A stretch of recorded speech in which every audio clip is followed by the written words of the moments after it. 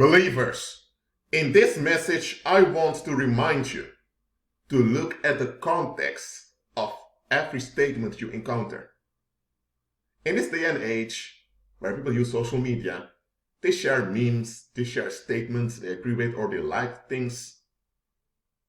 But often, and this is what I see happening with believers, often I see believers agreeing with abominable statements that even an atheist that has a little bit of discernment would realize, hold on a minute, how could a believer agree with this? Now, this is not an attack on those believers, it's just to coach them and reveal onto them that it's important for them to look at the statement behind the statement. For example, let's say someone is talking about Christ being the only way, that everyone was only through Christ people can be saved. And this one says, yes, but there are multiple Christs.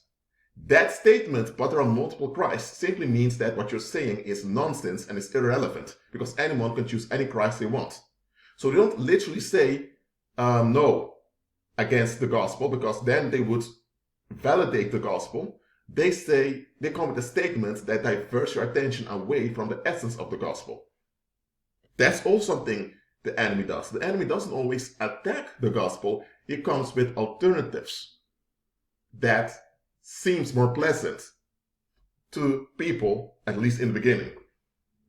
Or let's say now that, for example, someone tells you that it's not their job to repair broken adults.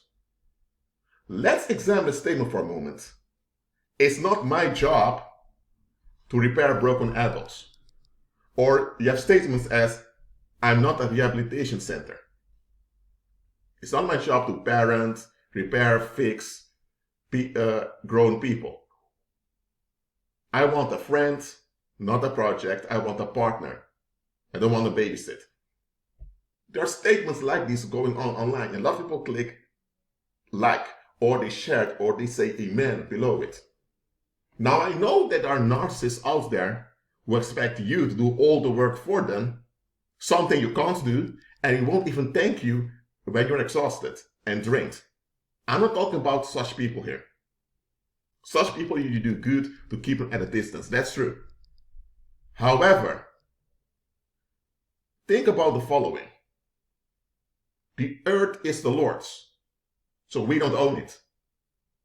We can only possess stuff on the earth, like houses, land, and all of that, but we don't own it. The owner is God himself. So, the earth is here for God's will, for God's purpose. So that means that the human species has one assignment, and that's to glorify their Heavenly Father. So, that implies that every human being you encounter falls under this great assignment for us. Now, if someone is dangerous, then we have instructions by God himself to shake the dust off our feet. That's true. But just because some people are dangerous does not mean that we have an excuse to become self-centered and narcissistic ourselves by fleeing the assignment he has given to us. Mankind is meant to manage the earth on behalf of Christ. That is why we exist. That's why he came to redeem us, to restore us to our official purpose. And it's only in walking in this great assignment that we will have fulfillment, lasting happiness, and lasting recovery. Anything outside of this great assignment is idolatry, it's theft, and it leads to ruin. Now, anytime you agree with a statement or you see someone stating something, examine first. Is this statement honoring the great assignment, or is this statement honoring God's will? If it's not honoring God's will, no matter how factual it is, don't agree with it. For example, that statement that I just shared, someone saying, I'm not a rehab center, that's not my job to raise, fix, nor parent bad raise adults or whatever. That statement is a statement of selfishness. What that individual is telling you, that the individual is only there for himself. He wants all human beings to arrive at him in the best season of their life so that he can only benefit from their existence. Anytime any investment or endurance is required on his part, he becomes fed up, he doesn't want anything to do with it, and he cuts people off. So his whole focus is his own comfort to be at ease. But he breathes the air that God provides on the earth. He walks on the soil that belongs to God. He eats food that grows on the earth that belongs to the Lord. Yet, his whole focus is his own comfort, and everyone else only has the right to exist as long as he's comfortable. Where in Scripture did God ever permit such an attitude? That attitude is empty towards God, because reality would show you, hold on a minute, you owe your existence and your redemption to Christ. So those other people who were victimized, who were programmed a bad way, were now defective and dysfunctional. Christ came for them too, right? And you were dysfunctional and defective also. Maybe not as extreme as they are now, but you were too. So where this high attitude comes from, that you don't want to put up with anyone, as you just want people to make you comfortable. At first sight, this statement appears liberating. But when you examine the context of this statement, you realize, hold on a minute, this is an anti-Christ statement. And even apart from Christ, society will look at the statement and realize, hold on a minute, your first name didn't come from yourself. The language you speak, your native language, came from the community. The fact that you're able to have a job is because the government has regulations concerning currency that people have to be paid and all of that. So what you consider your life is not really actually your life. It's something that's constructed by society, and you operate in it. But you only want people around when they benefit you. But if others would treat you the same way, you would call them out as narcs and all of that. Even society would look at such an individual and think, what? So this individual doesn't want to be loyal. This individual doesn't want to be faithful. This individual just wants his own comfort. So when the moment comes that he can escape to seek comfort, he will do it. Look, the reason I'm making this recording is because I want believers to be aware of the tricks of the enemy. One way Satan gains a grip over us is when we agree with narcissistic statements without us realizing that it's not a narcissistic statement we have agreed to. Because anytime you agree with anything that's not in line with Christ, you are agreeing with darkness.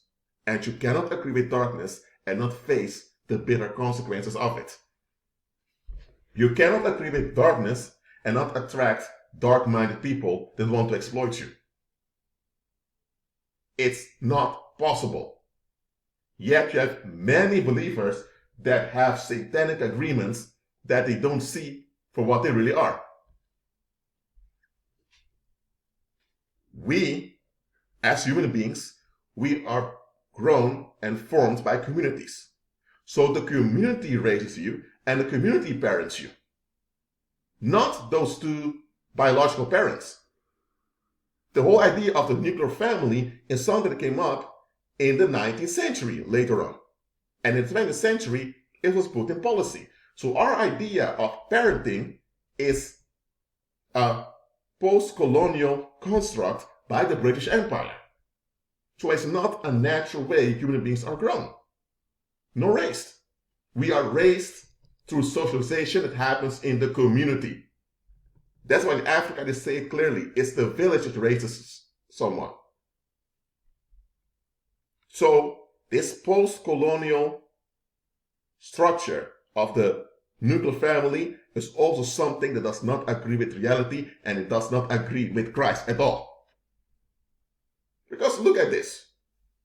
If you say that you're not responsible for the impact you have on the human community, if you say that it's all about your own comfort and what you want, and that people are allowed to be there if you can benefit from them, what you're actually saying is that you are exempt from responsibilities, you're exempt from accountability, and you're exempt from being called to an account. Of course, every human being, once they reach adulthood, they have abilities, they have options, and because of that, you can expect them to deal the best way possible with those options. That's what we call responsibility. But those options must be there, and they must be capable of dealing with those options, and none of us are able to deal with all the options out there on our own. None. This whole myth of being an adult, that once you're adult, you should be able to manage all things by yourself, it's a hoax. It's not humanly possible.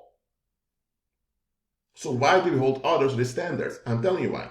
We hold others to this standard because we don't want to face the narcissistic parts inside of us by our agreements with society. We want relief. We want to dump difficulties. Just want the ease. And that is not God's will. God will never condone nor promote that. Why is it that the Most High gave the apostles the assignments to preach the gospel and to teach the nations? To teach the nation means you're raising the nations. That means you are fixing what needs to be fixed in the culture. And that means that you are undertaking action to reform people's minds.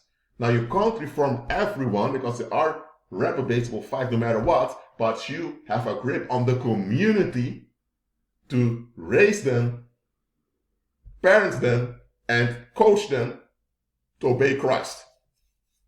That is why you're anointed as a believer. So for you to agree with a statement that suggests that you have no obligations whatsoever unless it's something you want, that's a slap in the face of Christ.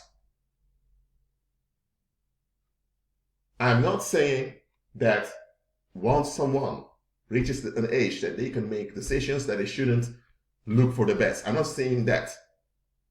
Nevertheless, just because someone is self-destructive, that doesn't give you the right nor permission to aid them in the self-destruction. But if you ignore the situation, you're enabling it.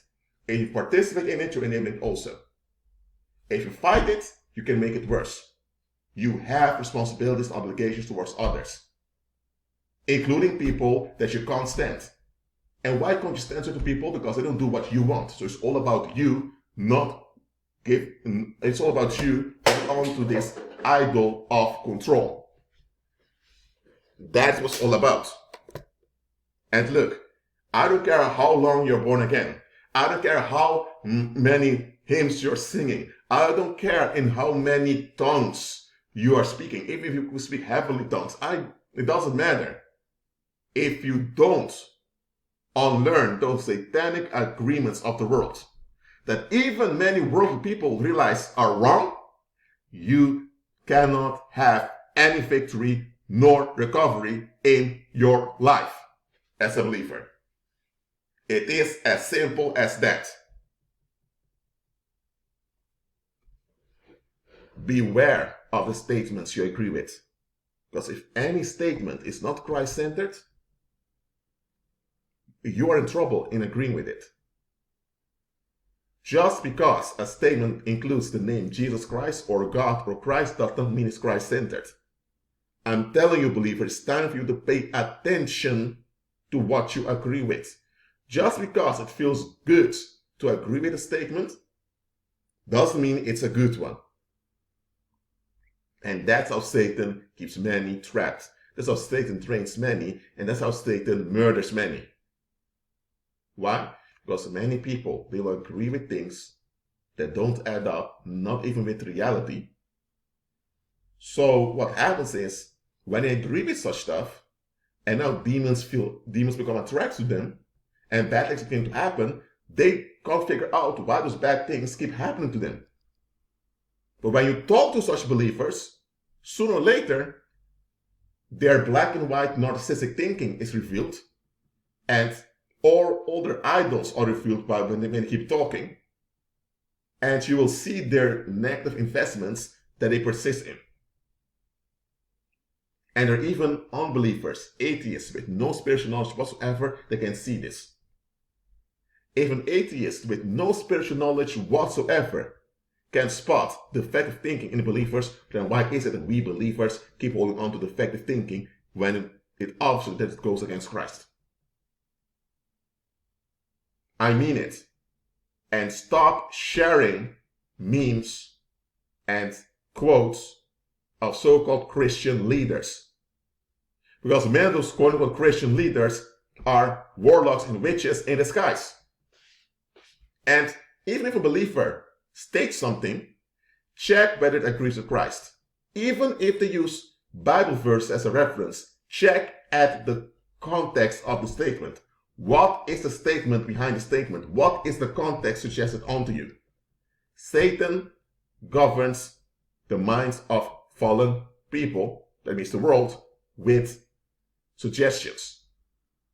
And Satan will always suggest something that will keep you away from doing God's will. So, stop seeking relief and walk in victory. Be at peace.